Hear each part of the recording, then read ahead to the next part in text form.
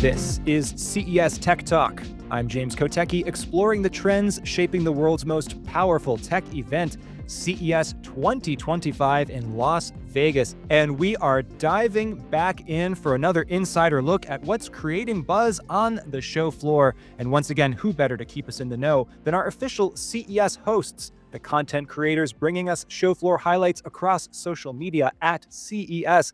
And joining us here for an exclusive look at the trends and themes defining the show, Justine Ezarik, aka iJustine, and Brian Tong, our hosts with the most.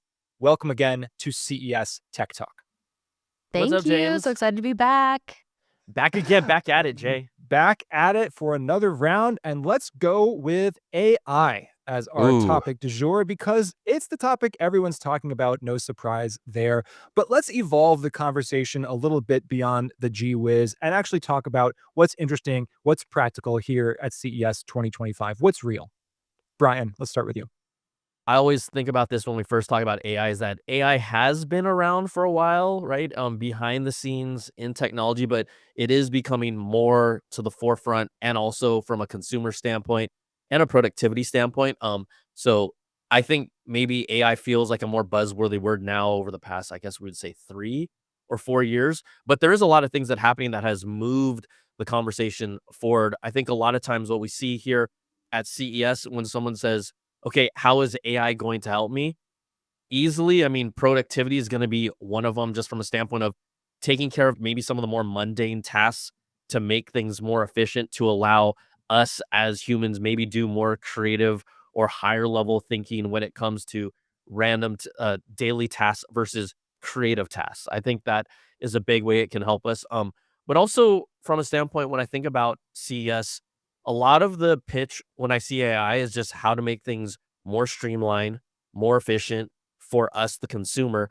And a lot of times, sometimes we don't even need to see it. We just have to experience and feel it and know that there's something working behind the scenes. Justine, I'm curious from your perspective how the messaging and the positioning and the understanding of AI has evolved as you've covered and thought about CES through the years. When I do interviews at the C Space studio, for example, I notice these trends and buzzwords bubbling up. And a few years ago, of course, everyone really started to talk even more about AI than they already were. But I wonder, are we headed towards a point where AI just becomes ubiquitous? It just becomes assumed and kind of part of the fabric of technology? Where do you think we are right now in the trends here? Yeah, I think we're kind of overemphasizing and just using the buzzwords like Brian was saying, like AI this, AI that. It's been around, it's happening, it's all around us. And so I think now it's kind of just normalizing it. Like we're not going to say, oh, this uses AI. It just is what it is. And I think what I have been focusing a lot on this past year is health tech and how AI is kind of going to be really changing the game as far as that's concerned. So for example, I have this app that connects to a glucose monitor, and while I'm tracking all of my foods, it uses AI. I just can talk to it. I'm like, oh, I just had a turkey sandwich with this, this, this. And then using AI, it analyzes the meal, tells me how many carbs this is in it, sugar, all of this. And then it'll link to the glucose monitor and it'll determine how this affects basically the rest of my day. And it's been so fascinating. And this is just such a small piece of it. And that's why I'm so hyped this year for CES, because I feel like people are finally really kind of understanding what AI can do for you. And there's so many things in the health space that I think it's going to be more efficient for doctors, because we're already sort of managing these day-to-day sort of boring, vitals, and being able to have that stuff tracked ourselves. AI can detect if there's any abnormalities and immediately contact your doctor. So this is just like a small kind of thing, but there's so much that can be done with that. Brian, what does the health tech space mean to you at CES 2025? I mean, it's one of the most exciting places, hands down. There's things that I remember when I earlier on just going to CES and seeing health tech, things like where it may not seem as impressive right off the gates, but then it is. Like, I remember taking a face scan, and then it had like a thermal reading on it, and then they were able to analyze, some health metrics on me within seconds. And this is years ago. And I was just like, wow, okay. And now we have, different types of wearables, Justine, is it like a glucose, like, are you wearing a physical patch that measures your Yep, vitals it's kind just of, yeah. right? Yeah, it keeps it Right. there for, like, 10, 14 days, and, it's everything is, like, in your phone, and the data is all there. So I think that's gonna become the normal, like, Totally. not even just testing glucose, but, like, your entire vitals. Like, as soon as there's an implant, like, I'm ready for it. If there's one, sign me up. I will get it done on the CES show Yeah. floor. Yeah, it's the wearable products, and even you'll see whether it's Eureka Space or even some of these bigger booths in the health tech area, you'll see nuggets of things that you can start like connecting the dots and seeing like how health tech and how artificial intelligence, the trends. It's all about the trends that it can see and detect, and then recommend different changes of lifestyle or diet. That's where it's really exciting. The fact that we care about what goes in and out of our bodies more than ever before. I think that's why health tech is just so important at CES. Yeah, and I like that they're calling them digital twins now. So, like, there's this other website that I just have been testing out. So, I basically am linking my Aura Ring score, my glucose monitor, like all of these things. So, it basically is giving you sort of this digital representation of your health, and then pair that with blood tests, pair that with full body MRI scans. You're getting this comprehensive data that you never could get before. And it's just really, really cool. Well, yeah, even with digital twins, whether it's like the human body, which is fascinating, a lot of companies have been using digital twins, whether it's to model a car and test aerodynamics before they actually make the car, to actually kind of simulate it and do it in those spaces and apps. And that saves so much time and resources for these companies before they actually put something together, print it out, model it, sculpt it, and then have to go back to the drawing table. That's how it used to be done, just from a standpoint of just efficiency, whether it's planes and transportation and even things from like smart crops and just do climate tests. Like there's a lot of different ways that digital twins in that space can give us so much more data and information about how these really happen in the real world without putting out that investment right out the spot. So companies are using them in so many different ways.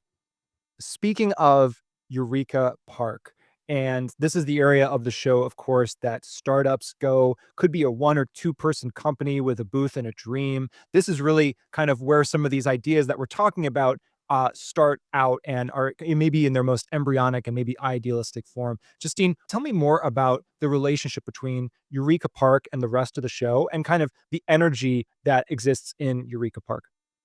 Eureka Park is so exciting, and you walk in, and it's interesting because sometimes you just see, like, these small little tables that look like it might be so insignificant, but they could potentially be showcasing, like, the next massive thing. A lot of these are startups. They don't have huge budgets at this current point in time.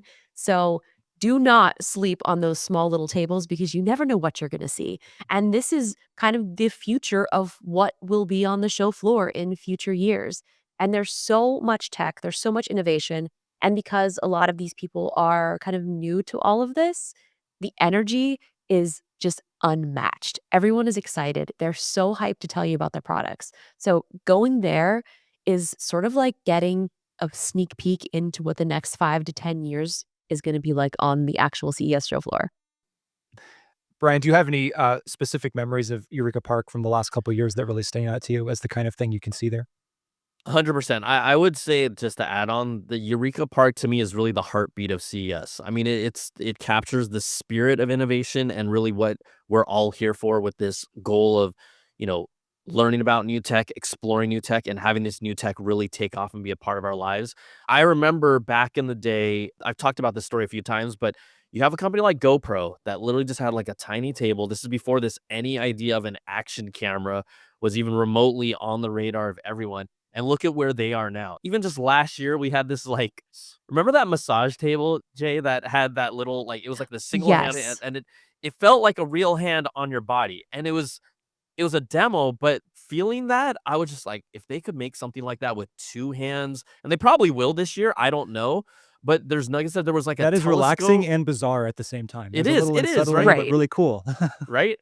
You also see, because in Eureka Park, there's different regions of the world that focus on tech. You can also see how, we're used to seeing a lot of tech from the US perspective, but seeing stuff from European countries, from Asian countries, there's a different way that they target tech, where maybe the US is a lot about consumerism. I do feel like I saw maybe more focus on environmental tech from some of the European countries, and from some of the Asian countries. If I had to think of a theme there, there was more of like, what do I call it? I don't want to say comfort tech, but things like sleeping pillows, or pillows that like match your breathing because they're therapeutic, almost like health tech, but in a more holistic way while using tech.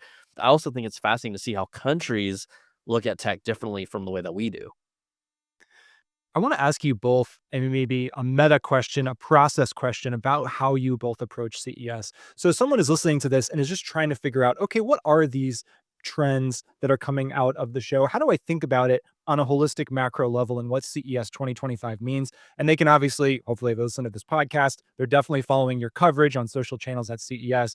But then, how do you guys actually do that? I mean, you come in there with your obviously tech obsessed brains and you kind of marinate in all this tech, but then like, how are you actually plucking out these trends? And forgive me if this is an impossible question, because maybe it's just kind of more of a magical nuanced thing that you do. But Justine, can you possibly describe what it is that you're doing when you're figuring out what the trends are? I think you're just kinda going and experiencing and talking to people, like, talking to people at the booth, talking to other people who have also kind of been experiencing the show floor. You do quickly get a sense of what it is. I mean, I know, like, last year, like, AI was at the top of everyone's list of things that they were talking about. I mean, it was AI this, AI that, and I think now it's still gonna be a lot of AI, but it's kind of more refined, and I think we understand it, and it's like, how can we not have AI replace us? We work with AI and make us more efficient. So, it really is just something that you kind of feel. It's hard to explain. You just get it when you're there.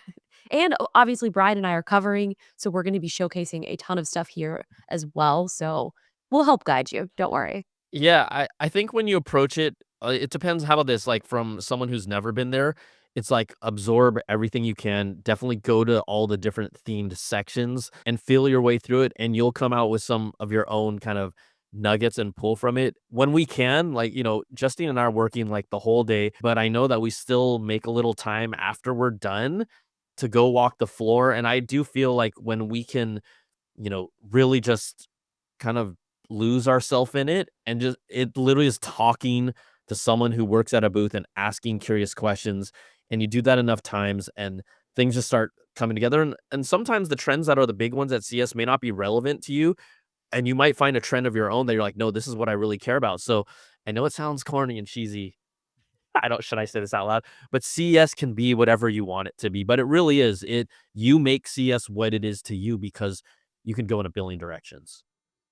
For sure. I mean, whatever your interests are, I mean, like, normally when I had been going to CES just sort of as an attendee, I was like, "I love video games. I like health tech." So that was, like, basically, like, where I went to. And then I love, content creation and camera tech, so I'm, like, trying to find all the cool camera booths and all of that latest tech. So it really is, like, whatever you like, you can go and find it. Everyone always talks about how to do CES right. Is there one kind of inverse tip that you have for how to do CES wrong, Justine? Oh, I was gonna say just wear comfortable shoes and bring snacks. That's that's just what you need. Yeah. Like the most comfortable shoes you own, or go online and find a pair of the most comfortable shoes possible. Like, Like, ladies, like, I know we wanna wear heels and look cute, but, like, this is not the time. water is important at CES. It's Vegas, Yes. it's dry. You need to, like, arguably have 2 water bottles on hand in your bag or whatever you're taking with you. Justine and I are lucky because we do get fed during the show, so we do have snacks kinda built into our routine, so we might take that for granted. Yeah, it's almost like if you thought about going on a hike to Yosemite, think that, and lean into that energy. It's a hike to the future. Yeah, for True. sure. True, true, true. Yeah, it's important to remember, even when we have all this ascendant talk about the glorious techno future, that we are still actually physical human beings and bodies that have to experience all this. So speaking of which, you both have limited time. This is CES 2025. There's so much going on, and we are so grateful that you could join us for this episode of CES Tech Talk. Thank you so much. Thanks, Thank you, James. we'll see you soon. That is Brian Tong and Justine Ezarik, aka iJustine. Make sure to catch their CES coverage across social media at CES. That's our show for now, but there's always more tech to talk about, so if you're on YouTube, please subscribe and leave a comment. If you're listening on Spotify, Apple Podcasts, iHeartMedia, wherever you get your podcasts, hit the follow button. Let's give those algorithms what they want. You can get even more CES at ces.tech. That's ces.tech. Our show is produced by Nicole Vidovich and Paige Morris, recorded by Andrew Lin, and edited by Third Spoon. I'm James Kotecki, talking tech on CES Tech Talk.